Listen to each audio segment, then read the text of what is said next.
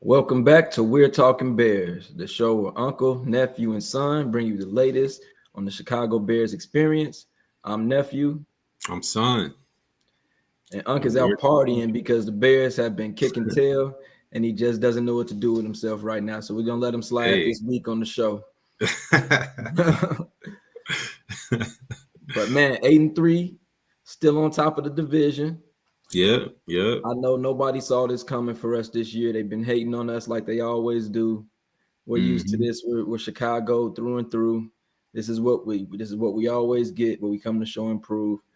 I'm excited, man. 8-3. I can't say I saw us at the beginning of the season being here. I knew it'd be a turnaround season for us. I expected some really good things, but this kind of has exceeded my expectations in a lot of ways. And I feel like I'm not saying I'm expecting us to lose a lot of games going to the end of the season, but I feel like it's already been a winning season as far as I'm concerned. We're definitely moving in the right direction. Yep.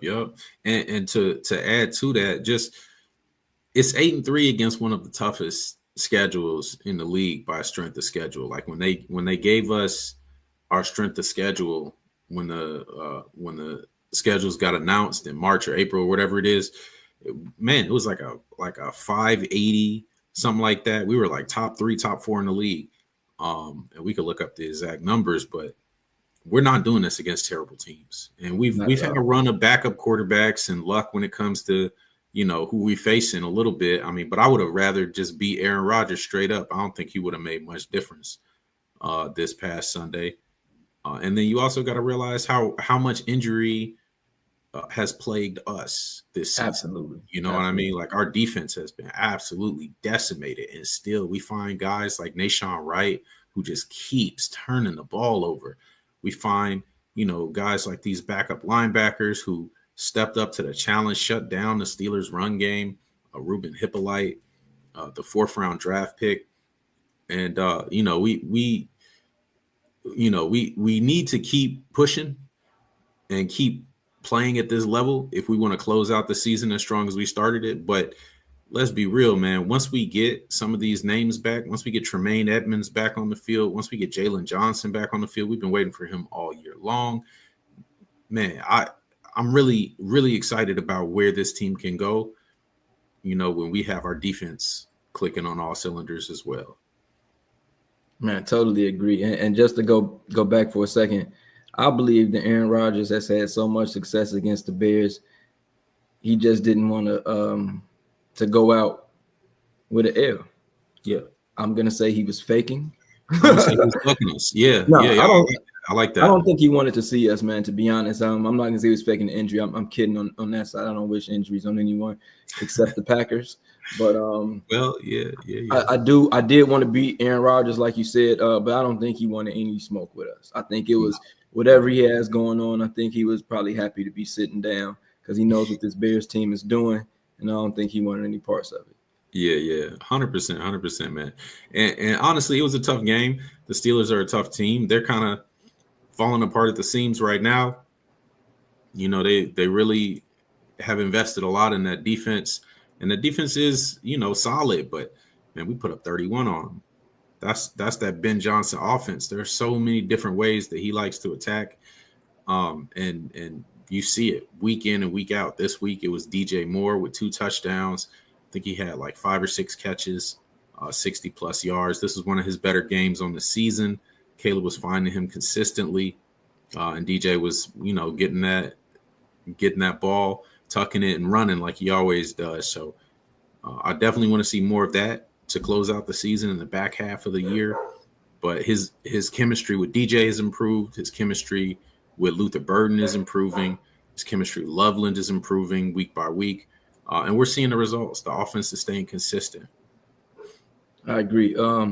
That's something that I have to say I'm excited about, man. Is our ability to move the ball down the field to put up points, and it's definitely the Ben Johnson effect because we didn't see this in the past. We would literally see our offense stall out in games where the defense actually did show up, and we just couldn't put points on the board. And now Mm-hmm. this year, it seems like we're one of the top scoring teams in the league.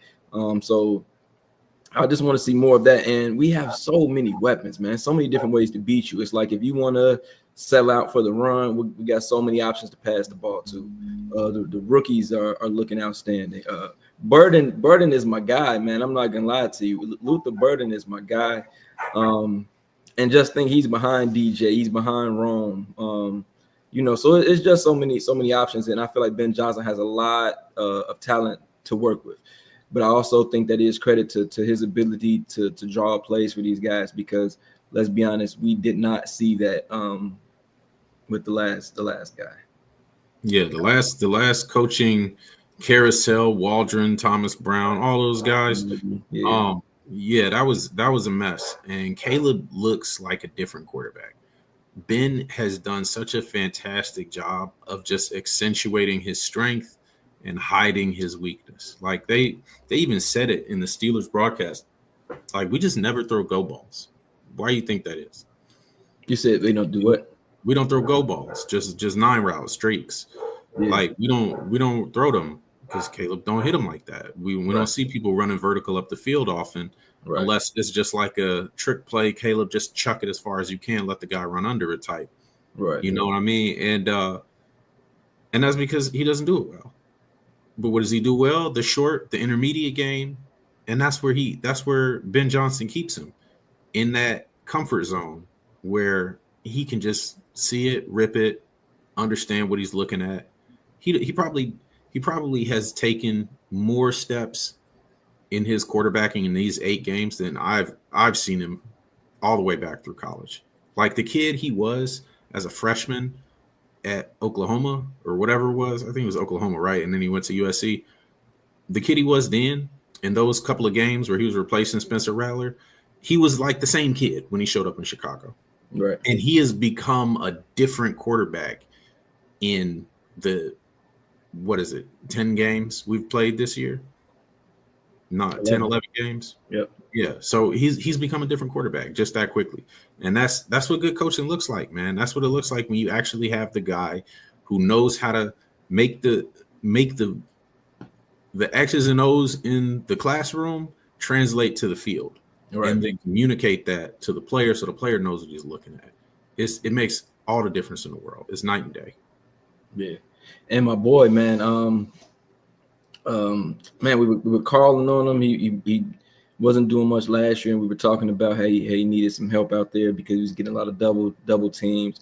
But Montez Sweat, man, has really been looking like his old self again with us, man. And I feel like it's contagious, man. It's a contagious attitude that the team has when you're winning and everybody's doing well and everybody wants to do well.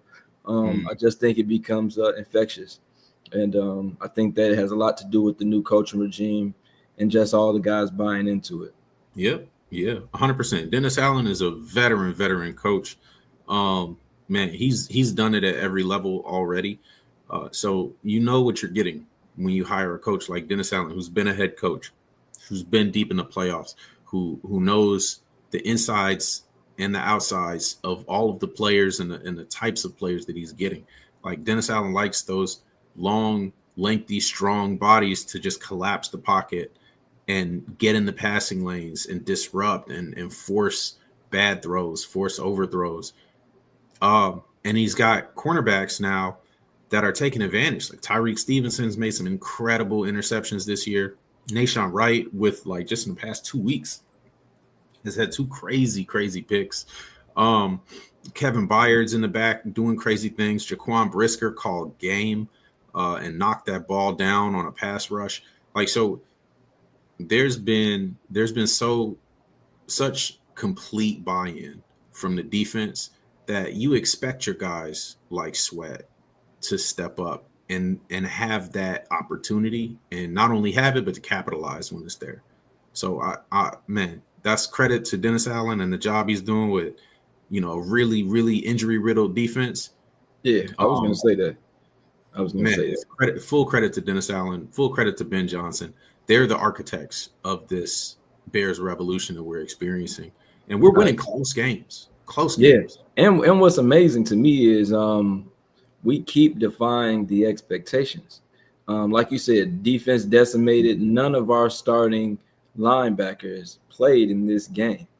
Yep. And it was the talk was, I don't oh, think none of our starting corners played either. I don't think I saw, was Stevenson out there, or was it?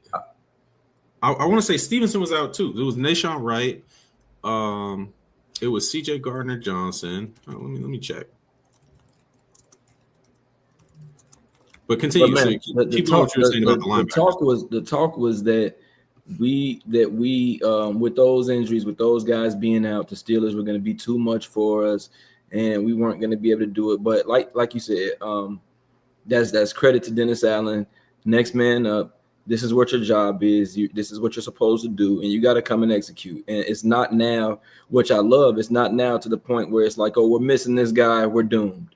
You get what I'm saying? Even though that's what a lot of the talk is, but that's why I love this team right now, man, and just the culture that they're creating here now under this new regime, because the attitude is that they have an expectation to do well, whether we're missing our number one corner, whether we're missing all our starting linebackers, whether we're missing 5 or 6 guys from our starting squad. These guys are still expected to show up and do a job, and they're still producing W's.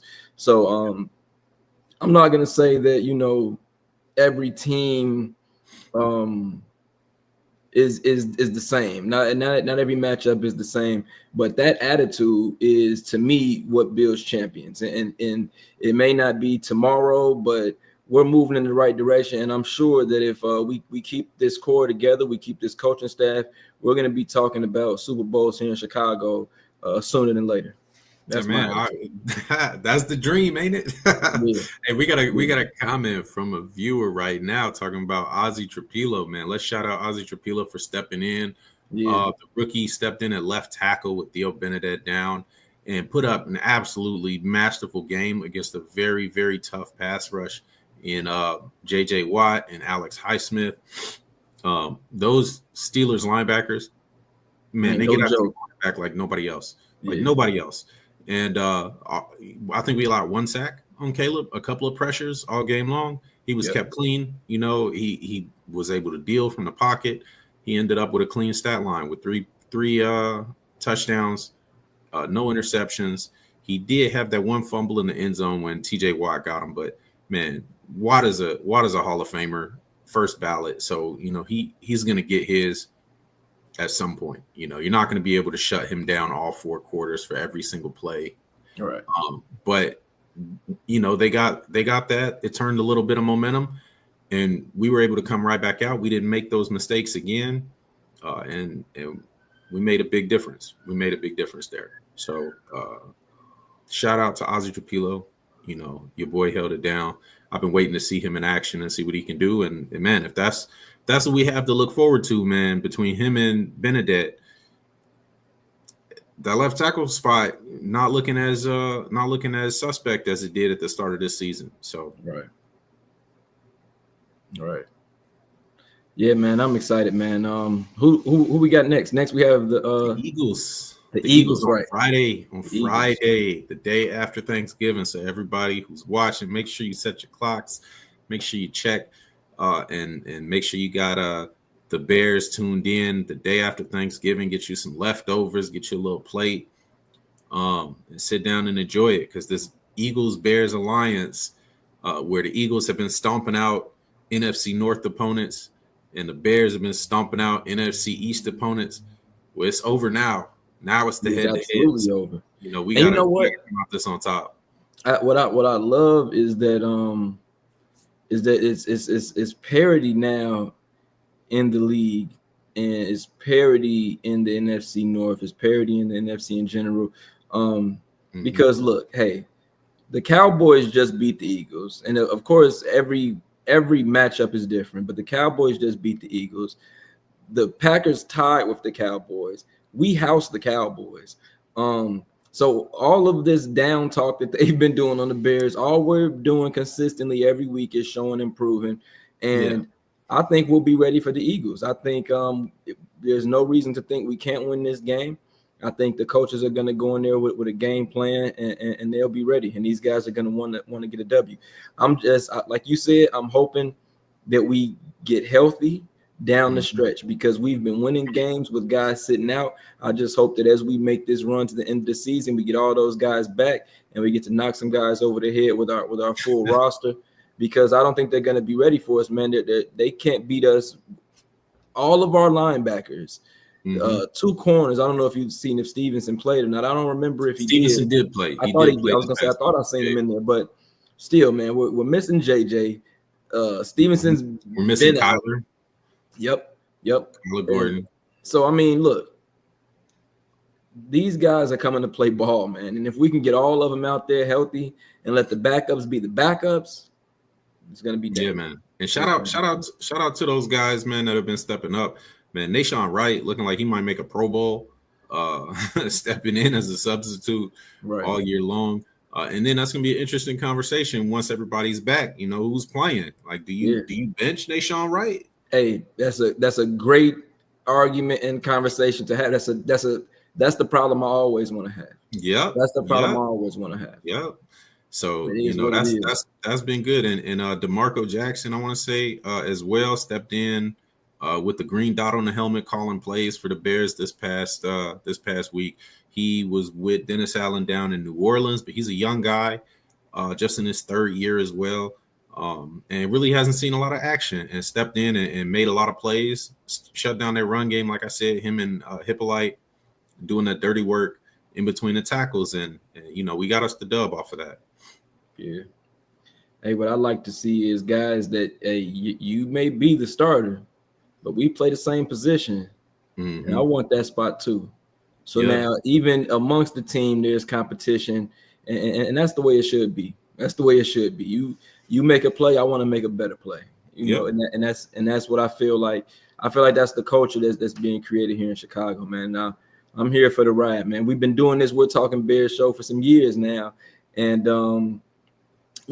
I think our last good season was 2018, where we were winning, and last good season. And I feel better now. I feel like we're younger. Me too. We're younger. I like Caleb a lot more than I like Trubisky. I'll say that. I do, man. And I feel like just everything I feel like is just looking good for us right now. So I think it's our time, man. I think it's our time. Like I said, I just want to see how the rest of the season goes. Like you said about the strength of schedule, I remember at the beginning of the season thinking that, like, we don't have any gimme games. It may be one, I think, but we're beating formidable teams, and we're going to get to see the Eagles. So I feel like when you think about it, if we find our way into the playoffs, if we continue to win and we find our way into the playoffs, these matchups that we're having are going to make us ready to really make a push and really make a run. If we can beat teams like the Eagles, when we see the Lions again, if we can get our payback against them, I see no reason why we can't beat anybody that we come across on our road. I'm with you on that, man. It's really, you know, a trial by fire more than anything else. And we're passing, man. There was that year that the Vikings, I want to say, they won like 10 or 11 one-score games. We're on that same pace. We're looking that same way, where we're in every single game. We're pulling out close wins over and over again, sometimes in improbable fashion. Josh Blackwell blocking a kick for the Raiders, Colston Loveland breaking loose against the Bengals, and then, you know, more secure games like this where, you know, we were ahead for a good chunk of the fourth quarter, but, you know, we still had to put them away when they tried to push forward. And we've been able to close out games in a variety of different ways, on offense, on defense. And man, it's great to see. It's great to see. I got a question for you. Yeah. What's up? Where do you think the hate for the Bears comes from? I don't know if you heard Troy Aikman. I don't know. Talking crazy. I don't know, man. What is this? Know. My best guess. What's my best guess? I would say, if anything, people don't like change.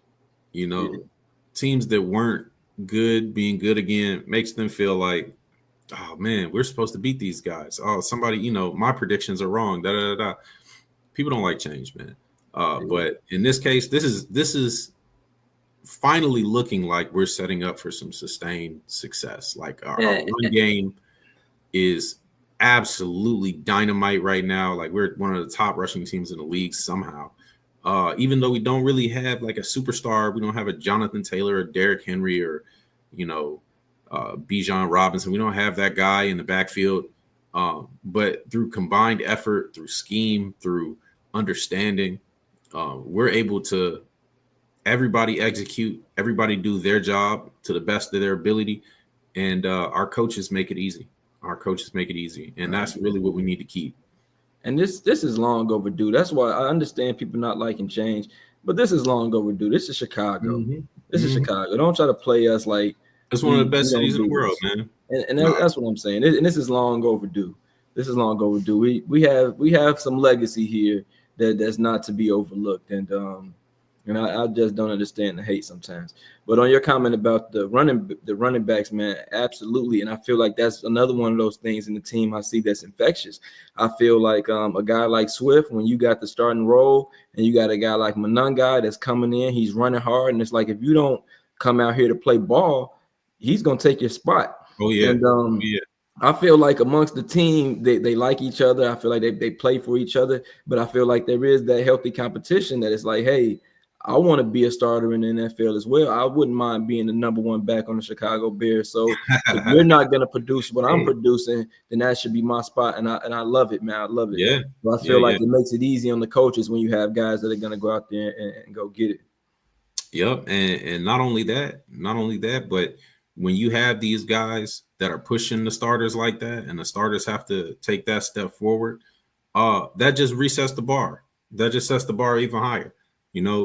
DeAndre Swift came out, he was doing something like 100 yards a game clip in the middle of the season. And that was when Monangai got his first start. Monangai put up 175, 178. Crazy, man. Like your that. First start. So you're just pushing that bar higher and higher. And it becomes a feedback loop that generates wins, that generates excellence, that generates a standard of excellence. And you just need those guys doing that. You need to show these guys what that level of NFL play looks like, what the elite play looks like. And man, these dudes will rise to the occasion. These are some of the best athletes that have ever lived. You know what I'm saying? Like they'll do the work. Absolutely. Yeah, man. So looking ahead to this, this Friday. I got some personal stakes in this game. All my neighbors are Eagles fans, so we're gonna be watching this. Man. So man, I need a dub for this one. Hey, cuz I'm not gonna lie to you. This is just a memory, a sad memory. I remember when I came. Don't even talk about the double doink right now, bro. No, not the double doink, When I came to visit you some years ago, and we speaking about your neighbors being Eagles fans, I came to visit you, and we were around a bunch of Packers fans. And man, were we whooping these guys, man. We were whooping these guys. We're in a Packers establishment. There's a bunch of Packers fans. We're destroying these guys. Right. I'm loving it, man. We're kicking their behinds. And the Bears blew the game. Oh man! Oh, it was so disgusting, man. I remember. I couldn't leave that place fast enough. So I say all that to say, with your neighbors being Eagles fans, man, this can be the get back that I would love to have, man. It's different neighbors, different people. No, I get it. But we need that moment. We don't need to keep losing with other people talking about, CBG. I love to see the dub this week, man. I love to see the dub this week. Yeah. And I think we can get it, man. Like I said, if the Cowboys can do it, I know we can do it. Mm-hmm. The Eagles got a little bit of dysfunction going on. Like Jalen Hurts and A.J. Brown not really getting along right now because he ain't throwing the ball to him enough. And the Eagles are losing games to teams they should be beating. The Cowboys took a game off of them. So, yeah, man, it's a winnable game, man. We can extend their losing streak, extend their skid a little bit just for a week, man. Hey, and I feel like when we win this week, the conversation has to start changing from some of these. Of course, we're talking Bears, so we're always fans of the hometown team. But I feel like the narrative and the conversations got to start changing if we beat the defending champs. Then we got division games. I think after that we see the Pack, right? And we see the Pack for the first time after that. Mm-hmm. We need to whoop them. We need to whoop them. We beat them last year. We just need to keep that. We need to keep that streak going. We don't need to lose to them anytime soon. Keep that streak going. get our revenge against the Lions. I think we got the Browns. Who else we got? Who else we got coming up? We got the Lions, the Pack twice, the Eagles, Lions, Browns, Pack, Eagles, and the Niners. That's the 6. Niners. Yeah, Niners. Yep, that's the 6. These are games we can get, man. And I feel like if we start beating some of these teams that, because let's face it, like you said, our strength of schedule, we've had some tough games. We might have ran into some teams that were hurt. We've been hurt, but we beat a lot of these teams. And it's always this feeling that when they see the Bears, when it's like, oh, but I bet you won't beat the next team you play. And it's like, I just want to keep running off the W's, man. I just want to keep rattling off the W's, man. And I feel like we can do it. But if we win against the defending champs, that conversation has to change from some of these talking heads and on some of these other shows that are on out here, man. They got to start putting some respect on our name. Yeah, that's facts. That's facts. Absolutely. Sidebar. I know we're talking Bears, but just speaking on the NFL in general, what the hell was that punt from the 29-yard line? Dude, I've never seen anything like that in my life, man. But I don't know. That was weird, man. That was weird. That was real weird. And when I know it's been a lot of things with like sports in general, with guys gambling on games and getting busted and getting caught doing different things. That just looked insane to me. I'm just like, I don't know what's going on. Like, in what world do you not go up 2 scores? In the world where the spread is 36. Like, it's not like it's a long, difficult the over-under was the 36, and I think they were at 34. And it's like, yeah, looks iffy to me, man. It looks really like a 40-something yard field goal. That ain't easy, but it's as much as a gimme as you're going to get. We don't punt 15 yards. I'd rather you throw an interception to the end zone. 19-yard punt. Like, what do you mean? What do you mean? So, I don't know, man. That's crazy. Yeah. But look, that's why we're the Chicago Bears. We don't throw games. If we lose, we're gonna lose honest. If there's one thing George McCaskey is not gonna be on, we not throwing no games, man. We're not doing none of that gambling, man. So, all right. Well, it's our time, man. It's our time. Yep. Ain't much else to be said except, bear down. Let's see how Friday turns out, and happy Thanksgiving to everybody. Yes, sir. I'm nephew. I'm son. We're talking Bears. Leaders of the NFC North. Still in first. Still in first. All right. Yes.